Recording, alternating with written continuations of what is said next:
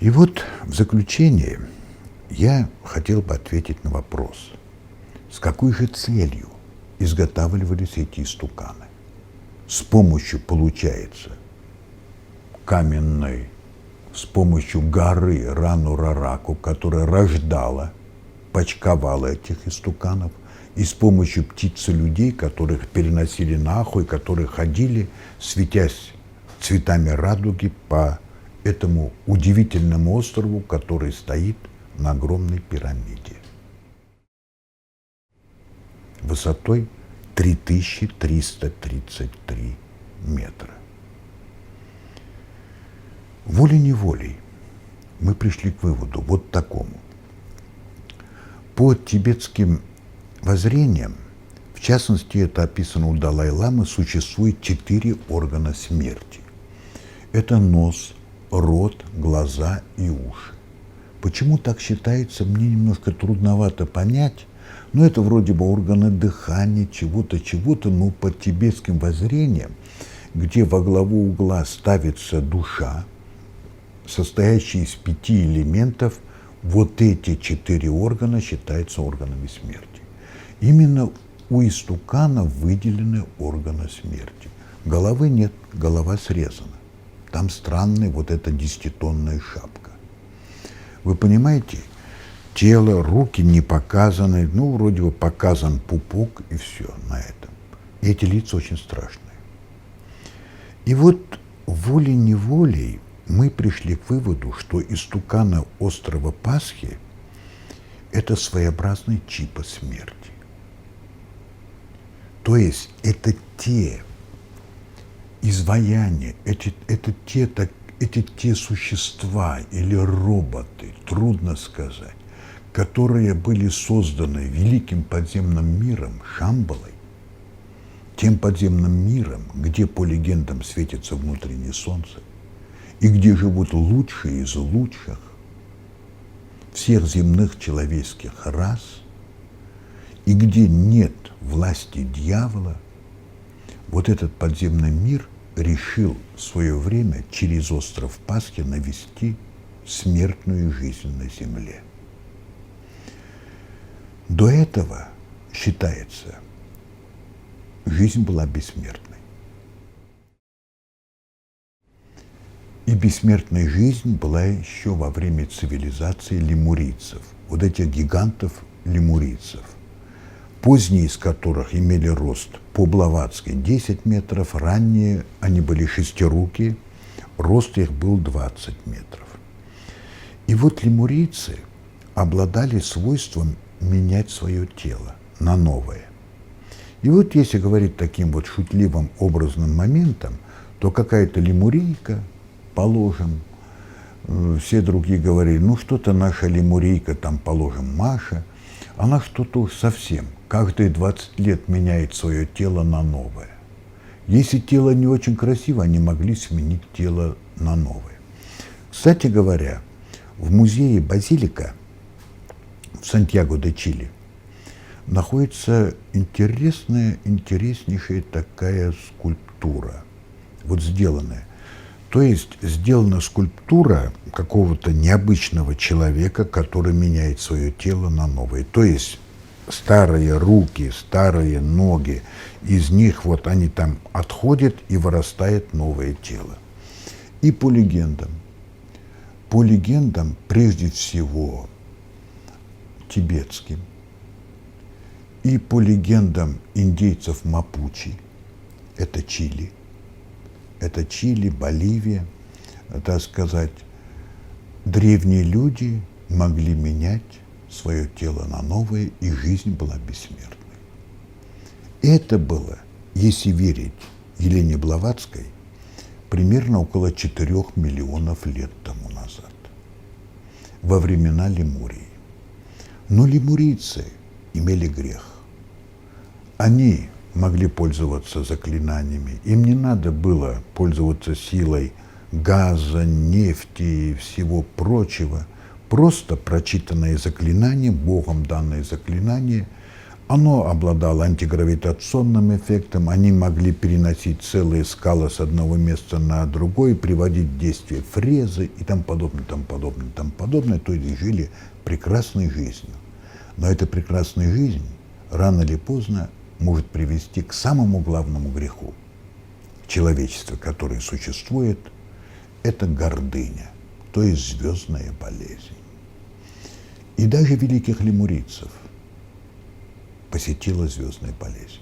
Хотя их по тибетским текстам лемурийцев считали сынами богов. И вот тогда-то Боженька и решил создать смертную жизнь.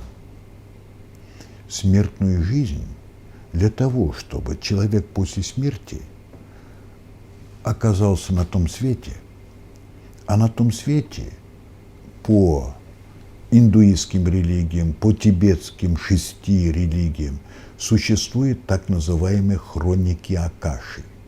Хроники Акаши – это небесный компьютер, который записывает каждую твою мысль при твоей жизни. И вот они находятся, как все описывается, в такой сиреневой колбе. И в эту сиреневую колбу попадает дух человека. И дух этот проходит суд совести, где критерием оценки, кем он будет в следующей жизни, является совесть. Всего-навсего совесть. Перешагивал он через свою совесть или нет? И вот для этого не хватало того, что лемурийцы были людьми под Богом. Все равно среди них появлялись черные люди, все равно активизировался дьявол, который шел против Бога. И сделать так, чтобы они, значит, жили бессмертной жизнью, вечной жизнью, меняя свои тела на новые. Какая была прекрасная жизнь. Например, кому-либо не понравилось ее тело, там, значит, она поменяла его на новое. Регенерация была очень хорошей.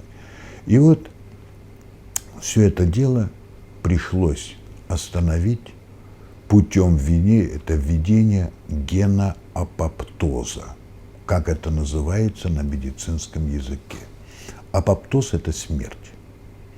Каждая клетка имеет у человека и у любого животного 2 принципиальных гена.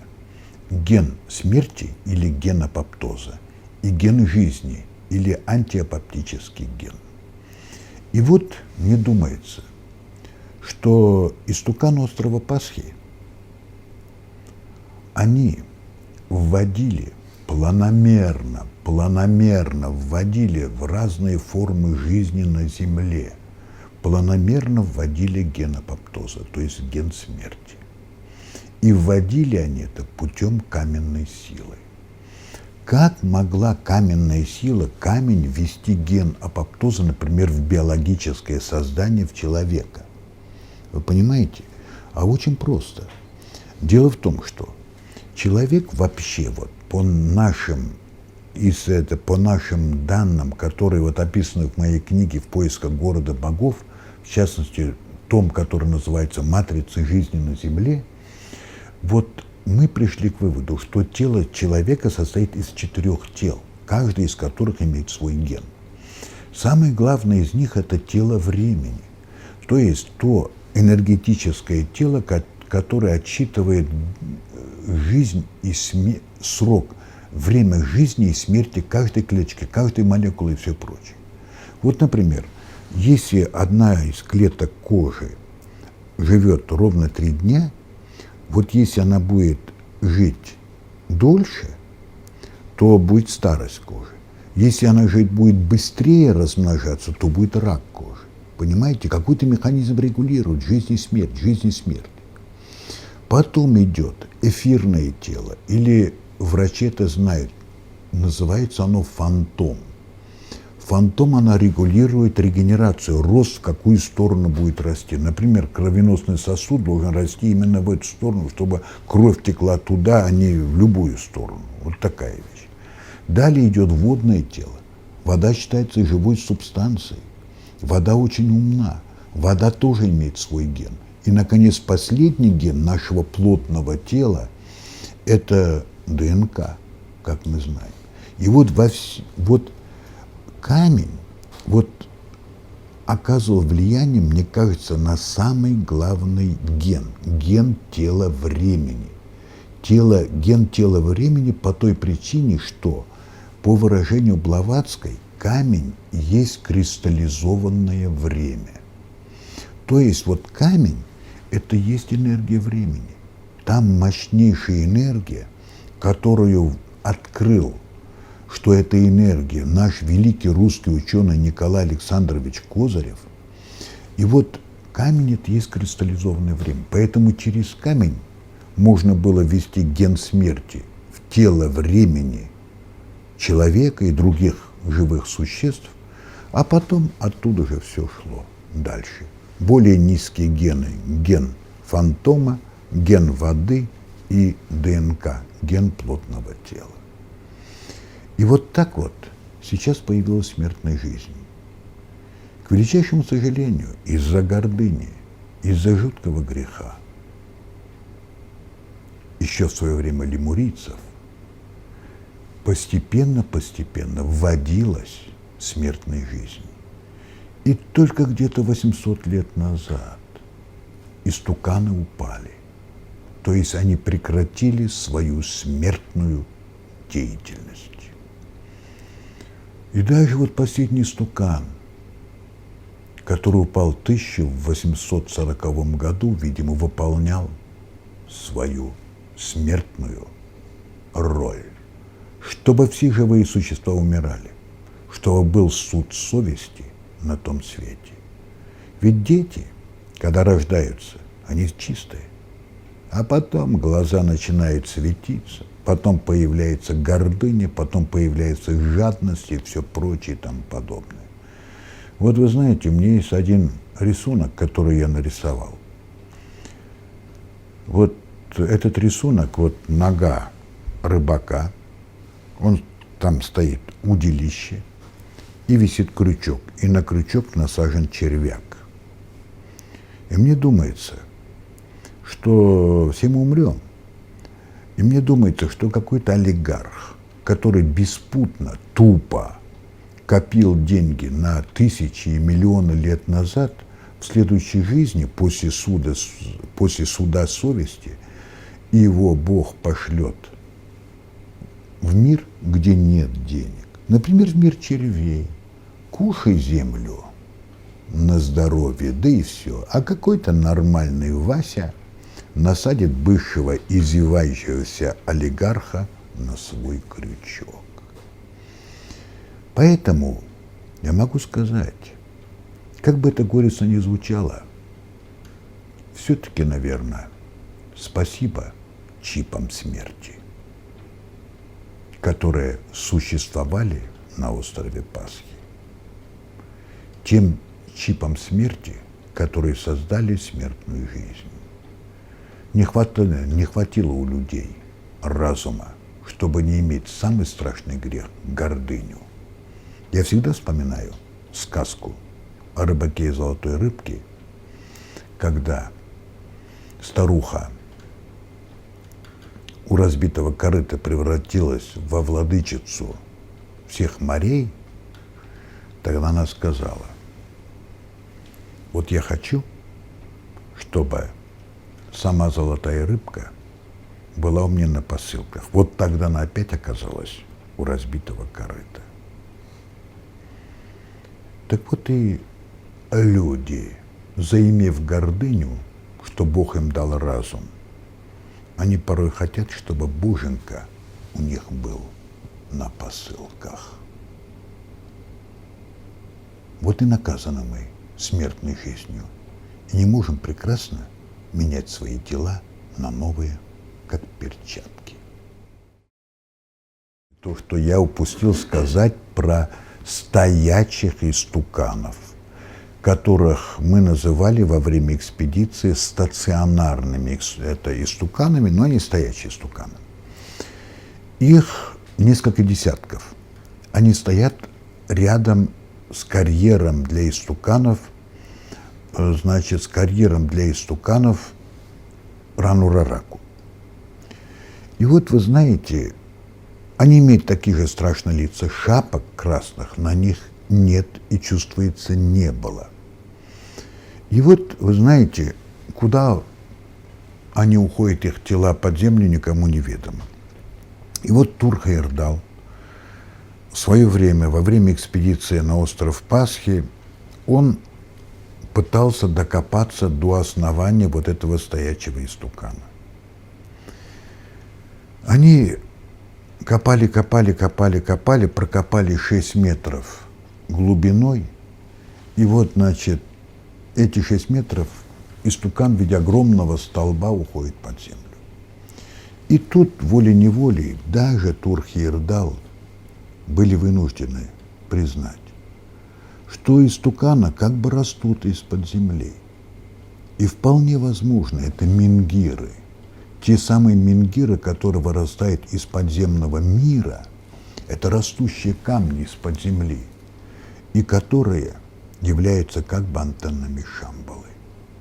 Именно они, мне кажется, являются теми антеннами, теми штырями Шамбалы, которые руководили птицелюдьми, которые руководили этой горой Ранурараку, чтобы изготавливались истуканы. И вот такие каменные бабы называются, есть на Алтае, мы тоже их считаем антеннами Шамбалы. Такие менгиры, их довольно много в Великобритании, и тому подобное, тому подобное, тому подобное. И к этому, вот уж совсем в заключение, я бы хотел добавить вот что. Я забыл сказать относительно наших расчетов. Сколько же истуканов на Земле было на острове Пасхи вообще? И вот расчеты нашего математика Шамиля Цыганова, мы там могли знать, измерили объем этого карьера и все прочее, зная средний размер истукана, мы получили такую цифру. На Земле было изготовлено 1 200 000 истуканов. Сейчас осталось 887. Где же остальные? А если походить по острову Пасхи, то везде видны вот такие камни. Если приглядеться к этим камням внимательнее, то можно увидеть то ли вот часть руки, то ли часть лица, то есть эти истуканы, которые отжили свою каменную жизнь. Более того, даже удалось вот нашему математику подсчитать средний срок жизни истукана. Вот зная, что создание истуканов началось по Блаватской около 4 миллионов лет тому назад, и все прочее сопоставляя, получилось средний срок жизни истукана 2700 лет. Вот таким героическим путем создания острова Пасхи, истуканов на нем создавалась смертная жизнь. Та смертная жизнь, которой мы не очень радуемся, по той причине, что никто не хочет умереть. Но мы должны хотя бы чуть-чуть задуматься над одним, что самый большой грех – это гордыня. Когда взорвавшийся дурак-человек мнит себя чуть ли не таким, что боженька будет у него на посылках.